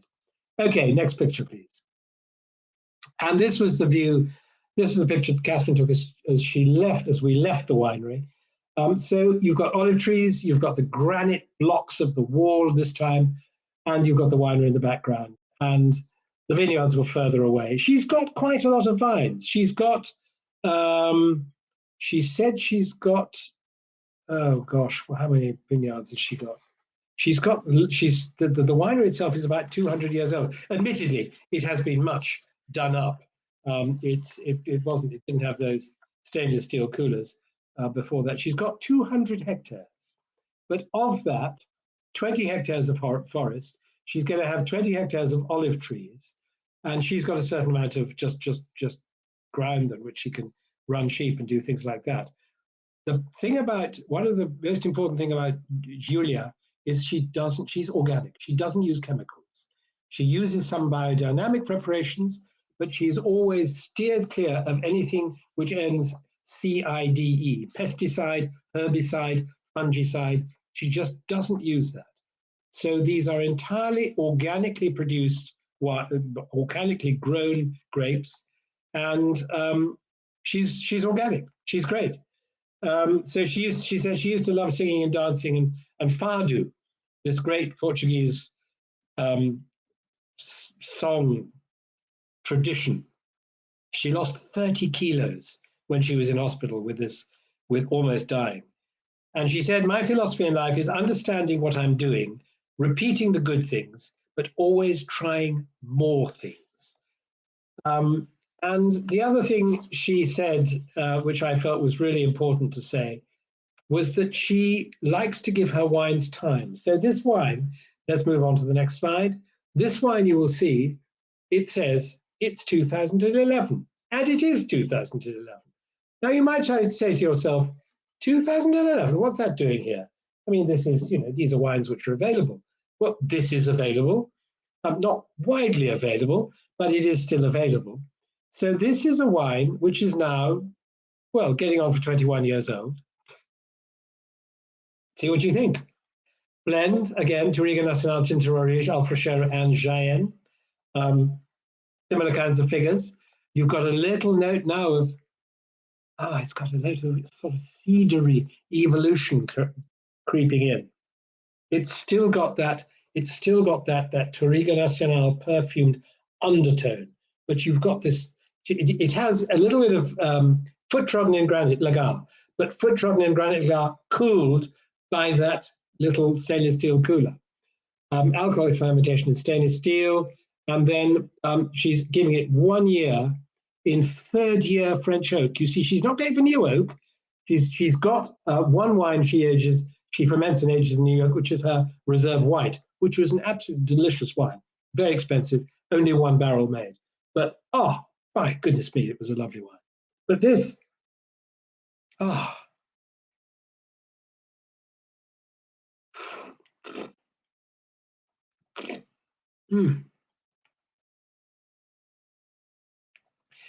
I love this harmony. I love the fact that it's got a sort of slight wildness to it.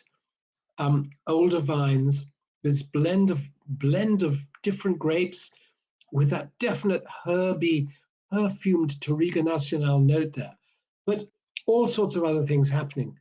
And I just think, wow. And do you think that's too old? No. Well, I don't. It's not too old. It's just beginning to come into its own. If I had a case of that in the cellar, I would be A, very happy, and B, I wouldn't be rushing to drink it, because I think this is delightful as it is. I'm actually not going to pour that away. I'm going to put that aside and take another glass. I think Catherine should have some of that later. But if this is the longevity of Dao. Piotr was worried that this might be dead. He said, Charles, are you sure this is okay? I said, it's more than okay. It's delicious. So I hope you agree, folks. Okay, let's move on. Penultimate wine now. Cas de Mourage, another organic producer, charming couple, Sara Dionisio and Antonio Ribeiro. There they are.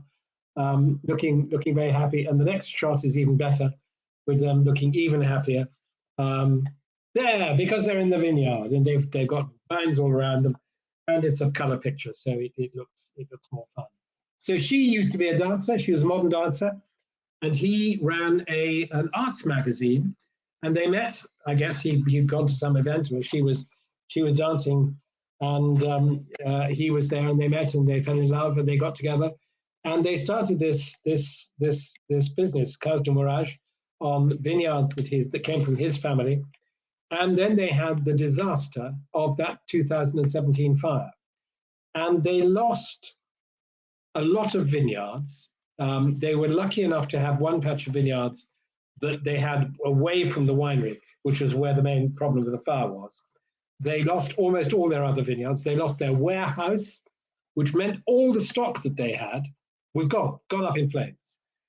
And they didn't lose the winery itself, but they lost so much. And they had to start again. They had a crowdfunder appeal. I still have the T-shirt. And they are a charming couple, totally devoted to organic farming and viticulture. So let's move on to the next slide, please. And this is how they look after their vineyards in the winter, when you don't have to worry about the leaves or the grapes being eaten. They run sheep in the vineyard. They don't farm the sheep themselves. They borrow the sheep from a local farmer. And of course, that farmer can then go and make nice, lovely sheep's cheese. But again, they don't have to use pesticides. They don't have to use herbicides in the winter. They just get the grass down by using sheep. And what better way could there be? Okay, let's move on. Okay, this is the bottle. This is quite an unusual bottle.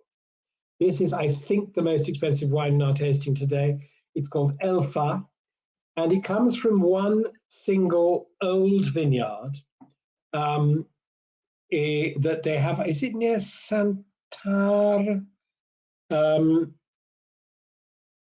Just trying to remember where it was. Can't remember. But it's a small vineyard. It's old vines. It's something like 80 to 90 years old vines, and it's mixed.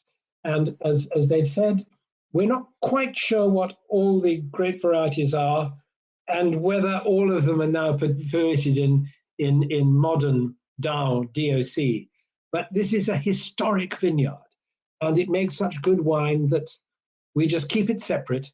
And because it makes such good wine, not surprisingly, the authorities are very happy, even if some of the grapes may not be strictly according to modern rules. They are very happy that this should be made into wine, and it's a very good wine indeed. Yes, they were saved. Really, their business was saved by the fact that they had 25 hectares. Sorry, they had 35 hectares of vine. And most of it lost, but they had a little vineyard that they were renting, 6 hectares in Santar, this other village, and they were able to carry on making wine out of those vines while they've been replanting, and they've been replanting like crazy. Okay, so here we are, ancient vineyard with this wonderful mix of grapes, goodness knows what.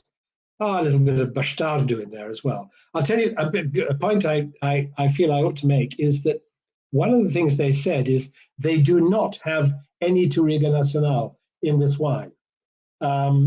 It just so happens it's no vineyard that didn't have Touriga Nacional. So fine, okay. So it's not one of the names you see up there. Tinta Roriz, Baga a bit more associated with Bairrada to the west. Jaén, we've met before. Tinta Panheira, don't see that often. Alvarenhal, that very pale one. Alfrecheiro Bastardo, you see a bit in the Douro. Otherwise, you see it in Madeira. Fascinating blend of grapes. And you see this. It's just got a sort of depth, intensity. It's not a massive wine. It's 14%. But it's just got this richness and depth to it, which is something you find sometimes in really good, well-managed old vine vineyards.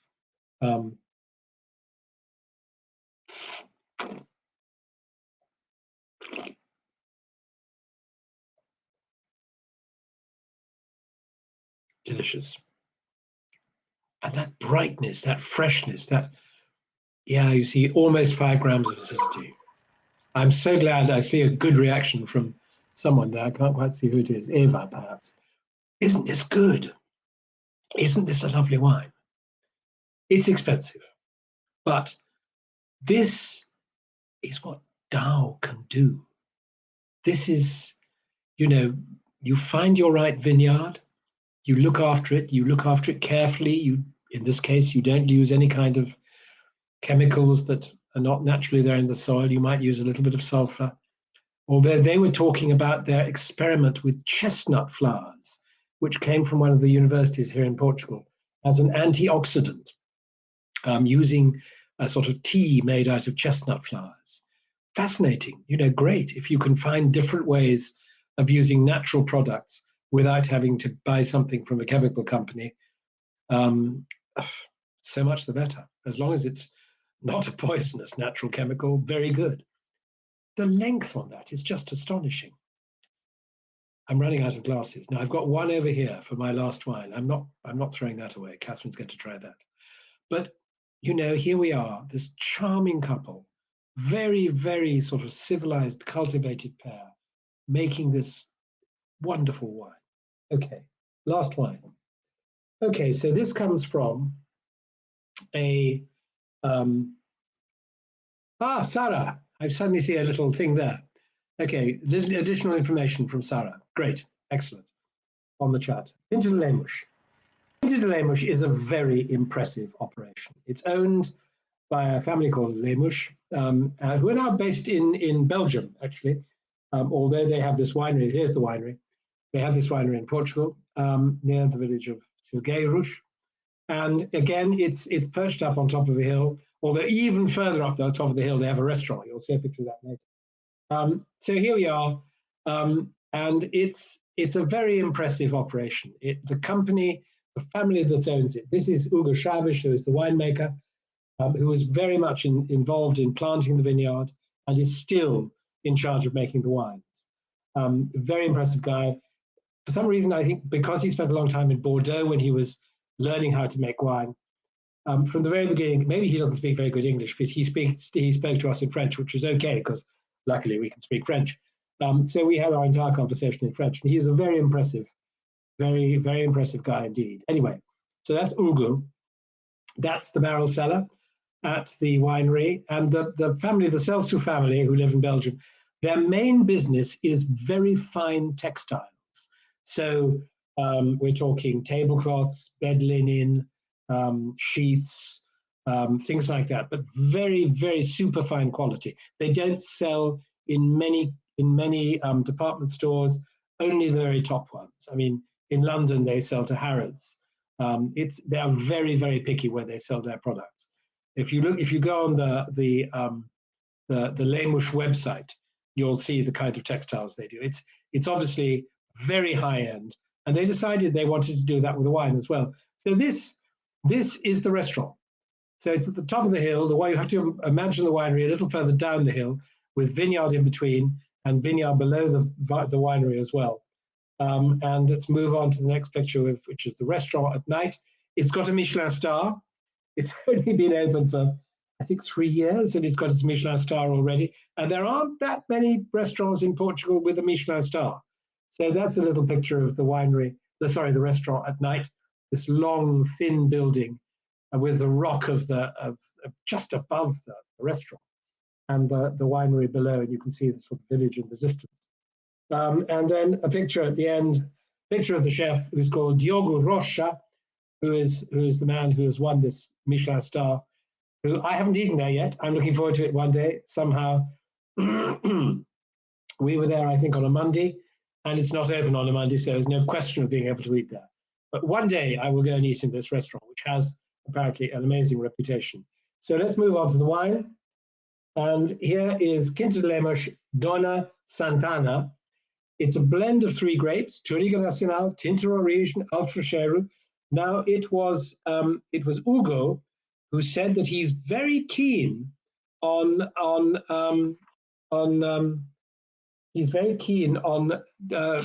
Tinta Origem at the moment. He thinks it works really well for him. But the thing I wanted to say more than anything else about Quinta de Lemos is that after his studies in Bordeaux, he decided the best way to ripen grapes, and bear in mind that Dow has a slightly marginal climate because, as I said, the rains almost always come around the 21st of September. And if you haven't harvested by then, you might find the grapes getting very rained upon and diluted and even rot setting in if it's left too much later after that. So Hugo decided that he would have a different planting plan and he would go according to Bordeaux figures. And so he planted the vineyard. It was financed by the Celsu family, but he planted the vineyard to a much closer spacing, so it's only 1.5 by 1.10 meters, which is much closer than almost anything else in Portugal. And the result, he says, is that he needs a much lower yield per vine from his grapes. And because he's asking his grapes to produce fewer bunches, they are able to ripen far earlier. And so he's doing his picking, whereas most people in Dow are picking it in September or even into October. He starts his picking in August, and by the time you get to the 21st of September, it's all gone. It's all picked. So he's got ripe grapes, but he doesn't have this problem of rain at harvest. Now, maybe other people will pick up on this idea, but it's something which seems to work for him ever since I first started tasting these Quinta de Lemos wines, which was, I would say, maybe about 10 years ago. I'm just trying to see when they started the operation. Can't see. That's why I turned off the light. It would help. But they all have 18 months in barrel, in those barrels that you saw earlier, and they are rich, robust, and amazingly long-lived. So this is the oldest wine in our tasting, 2005. It's not very widely available. I found one Belgian company, not surprisingly, because their main family base is in Belgium, that was selling this. But he says our wines age brilliantly, and we keep stocks of them so that we can always offer older wines. I guess if you've got a restaurant selling your wines, it makes sense to be able to offer older vintages. But it's not just in the restaurant. You can buy it elsewhere. That just, that's got evolution, but it's got subtlety, it's got fragrance. It's moved away now from that Touriga Nacional perfume for me. It's just got a blend of wonderful perfumed fruit and spice smells.